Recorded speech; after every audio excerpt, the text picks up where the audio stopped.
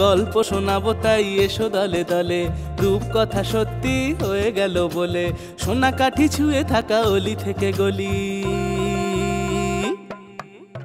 আমাদের আমাদের আমাদের ঠাকুমার ঝুলি, আমাদের আমাদের আমাদের ঠাকুমার ঝুলি।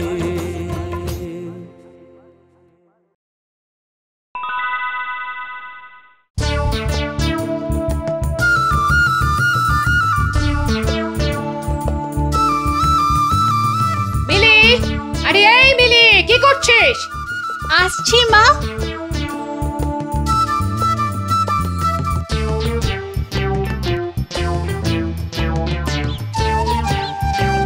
কিছু বলছিলে? হ্যাঁ মা, বলছিলাম সকাল থেকে বই মুখে নিয়ে বসে থাকলেই চলবে? একটু পরে তোমার বাবা অফিসে যাবে, জুলি যাবে কলেজে, তা এবার উঠে একটু হেসেলে হাত দাও মা। হ্যাঁ মা, এই তো বলো না কি করতে হবে। মাছগুলো কেটে বেছে ভেজে ফেলে ভাতটা চাপিয়ে দে, ভাত হয়ে গেলে মাছের ঝোলটা করে ফেলবি। মিলি, পড়া ছেড়ে তুই আবার রান্না করে এলি কেন? সামনের মাস থেকে তোর না পরীক্ষা? তুমি আর তোমার আদরের বড় মেয়ের পড়া দেখিও না তো। লেখাপড়া শিখে কত যে বিদ্যেধরী হবে তা আমার জানা আছে। বিদ্যাধরী হবে মানে? বলি এই পাড়ায় মিলির মতো লেখাপড়ায় ভালো মেয়ে কটা আছে বলতে পারো? হ্যাঁ, ছাড়ো ছাড়ো ছাড়ো, ও যতই বিদ্যের জাহাজ হোক না কেন, কত তো সম্বন্ধ এলো। হ্যাঁ, তা তোমার ওই মেয়েকে কেউ পছন্দ করলো? বিয়ে না হলে কি জীবন শেষ? দেখবে দেখবে ও কত বড় হয়। যা জামিল, যা তুই পড়তে বসবি। যা যা যা। পড়তে বসবে মানে? সংসারের সব কাজ করবে কে? আমি? কেন, তোমার নিজের পেটের আদরের মেয়ে জুলিকে ডাকো না। মিলির পরীক্ষায় না হওয়া অবধি কটা দিন না হয় ওই তোমাকে একটু সাহায্য করুক। কি বললে? জুলি? ও তো সুন্দর মেয়ে আমার, আগুনের তাতে ওর মেম সাহেবের মতো রংটা জ্বলে যাবে না? এই শোনো, মেম সাহেবেরও না নিজেদের রান্না নিজেরাই করে, বুঝেছো? ছি ছি ছি ছি ছি, একটা মেয়েকে দিয়ে দিন রাত ঝিয়ের মতো খাটাবে আর আরেকটা মেয়েকে আদর দিয়ে করে মাথায় তুলবে। হ্যাঁ, কি হলো কি? সকালবেলা একটু যে ভালো করে ঘুমাবো সেই চাও তোমরা হতে দেবে না দেখছি। হ্যাঁ ঘুমো, বেলা 9টা অবধি পড়ে পড়ে ঘুমো। এবার পরীক্ষায় কি রেজাল্ট করেছিস মনে আছে তো? এই দেখো বাবা, সবসময় এরকম পড়া পড়া পড়া করো না তো, আমি ঠিক ম্যানেজ করে নেব। সে আমার ভালো করেই জানা আছে।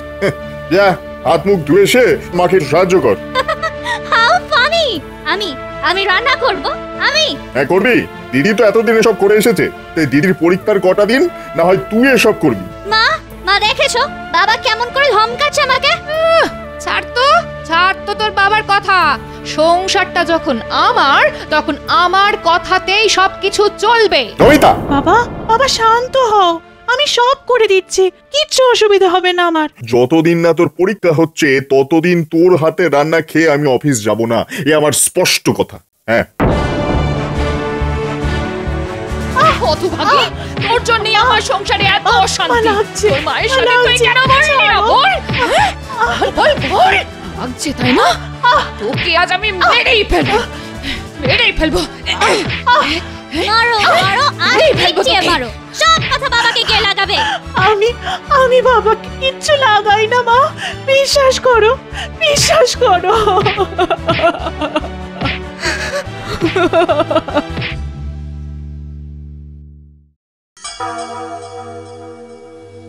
কি ব্যাপার সুধাংশু, এত চুপচাপ কেন?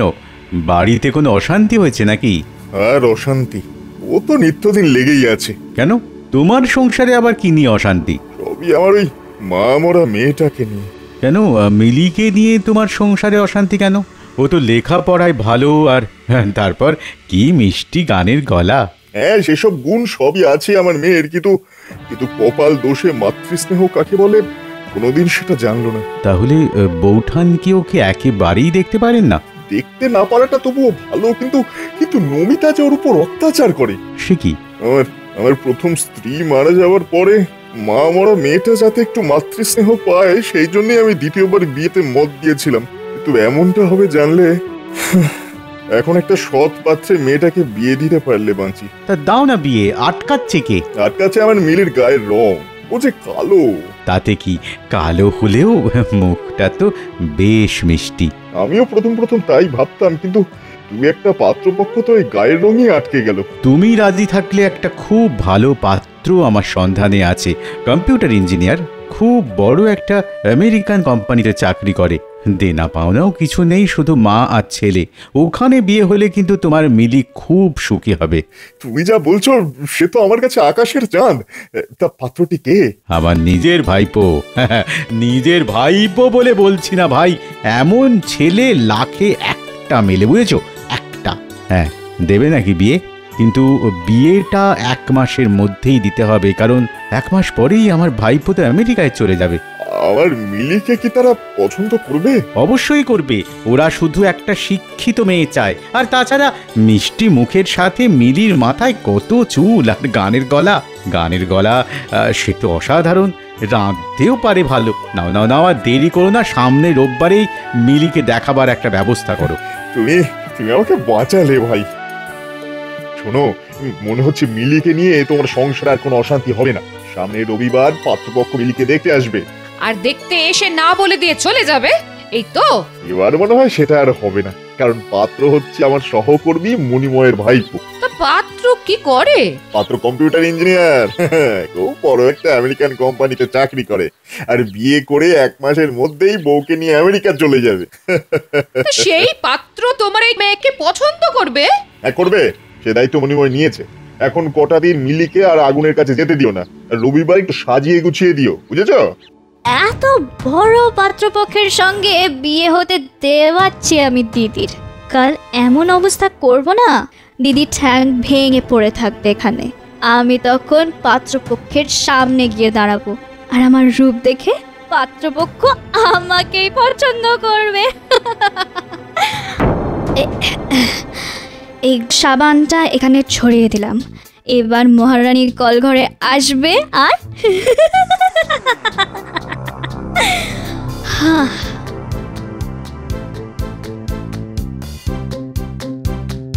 যাই, সকাল সকাল স্নানটা করে নি।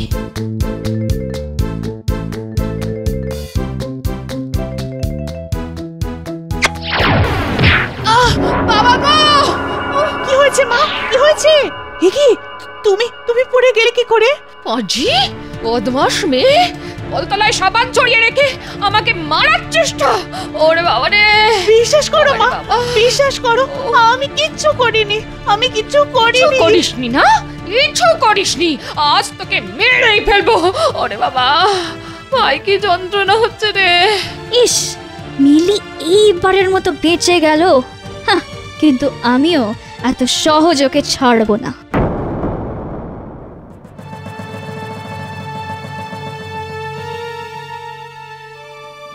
যেমন করেই হোক মিলির এই বিয়েটা আটকাতেই হবে। কিন্তু কি করে?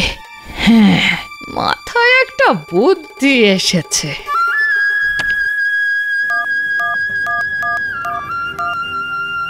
হ্যাঁ, রিং হচ্ছে।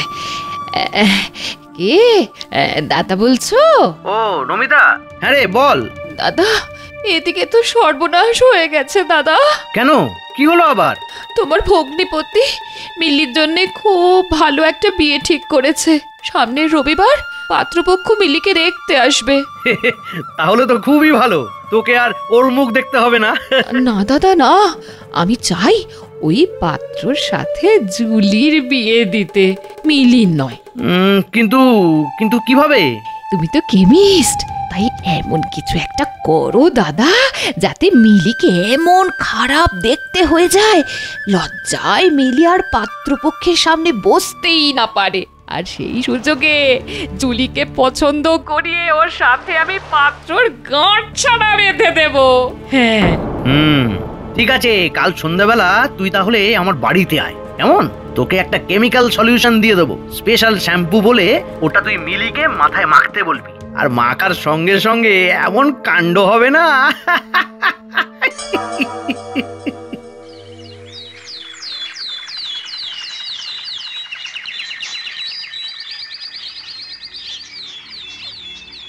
হ্যাঁ রে মা, এই বলছি আজ বিকেলে পাত্রপক্ষ তোকে দেখতে আসবে, আর এখনো তুই পড়ে যাচ্ছিস। আহা, ভগবান এমন এক রাশ চুল দিয়েছেন তোকে, আর সেটারও কি একটু যত্ন করতে নেই রে? সমস্ত চুলটায় কেমন যেন জোটা পড়ে গেছে। বাবা, মা যে দেখছি দিদির সঙ্গে খুব মিষ্টি করে কথা বলছে। ঠিক আছে, ওসব নিয়ে চিন্তা করো না। আর চান করার সময় না হয় শ্যাম্পু করে নেব। না রে মা, না, কোনো সাধারণ শ্যাম্পু করলে হবে না। এই দেখ, তোর জন্য একটা স্পেশাল হার্বাল শ্যাম্পু এনেছি। মাথায় ঘষে দেখবি কি গ্লেজ দেবে। জামাই এসে এই চুল দেখেই তোকে পছন্দ করে নিয়ে যাবে রে। এই শ্যাম্পুটা রাখ রাখ। হ্যাঁ, ও এই ব্যাপার, সৎমের জন্য স্পেশাল শ্যাম্পু। যেই শুনেছে আমেরিকা যাবে অমনি 180 ডিগ্রি ঘুরে তেল কিনতে শুরু করে দিয়েছে। ঠিক আছে ঠিক আছে, করাচ্ছি আমি শ্যাম্পু।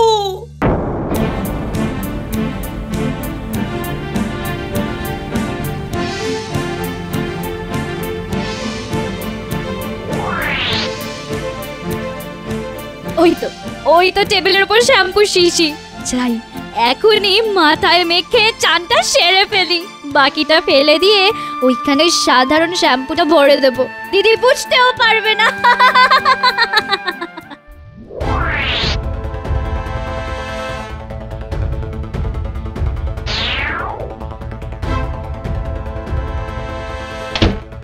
মিলি, বলছি তাড়াতাড়ি চানটা করে নে মা। যাচ্ছি মা।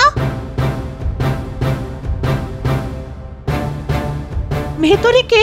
দেরি হবে, চান করছি। ঠিক আছে, আমি ওয়েট করছি। দেখি দেখি কি হলো আমার। কি কি হয়েছে তোর জুলি? কি হলো?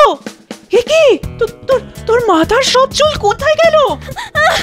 জানে না, শ্যাম্পুটা চুলে ঘষতেই সব চুল ঝড় ঝড় করে পড়ে গেল। কি হবে এখন? ও মা গো, দিদির জন্য তুমি কি শ্যাম্পু নিয়ে এসেছিলে? ও তো ছড়ি, এই শ্যাম্পু আমি মিলির জন্য এনেছিলাম। তুই কেন এতে হাত ধুতে গেলি? তার মানে তোমার আনা শ্যাম্পুতে এমন কিছু একটা ছিল যেটা মাথায় লাগালেই ছি ছি ছি ছি ছি ছি ছি ছি। এত ছোট মন তোমার, এত ছোট। হায় হায় হায়, এ আমার কি হলো? আমার ফুলের মতো মেয়েটা যে টেকো হয়ে গেল। ঠিক হয়েছে, তোমার পাপের ঘোড়া পূর্ণ হয়ে গেছে। তাই এখন মা আর মেয়ে দুজনকেই ফল ভোগ করতে হবে। ছি ছি ছি ছি ছি, এটা মা মরা মেয়ের উপর এত জুলুম। ছি, হায় হায় হায়, এ আমার কি হলো? হায় হায় হায়। সেদিন বিকেলবেলা পাত্রপক্ষ এসে খুশি মনে মিলিকে পছন্দ করে গেল। অন্যদিকে লজ্জায় অপমানে নমিতা আর জুলি ঘরের কোণে এসে চোখে জল ফেলতে লাগলো। For more updates, subscribe to our channel, click the show links and enjoy watching the videos.